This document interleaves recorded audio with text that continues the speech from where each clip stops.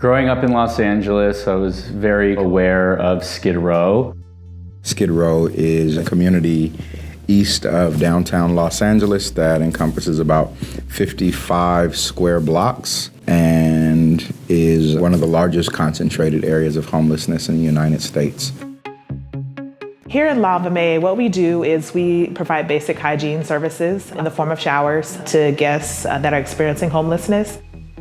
Our mission is basically just to restore dignity to those who are experiencing homelessness. Really quickly, we'll start with the sanitizer at the end, pass the next station, put in a comb, followed by the toothpaste, bath soap, and toothbrushes to round it off. We're hosting an event in front of San Julian Park. MeUndies will be there with underwear and other apparel and hygiene kits. My desire and my hope is always that we capitalize on that moment of human interaction. So how do we make this pair of socks or these undergarments an opportunity for now us to see each other?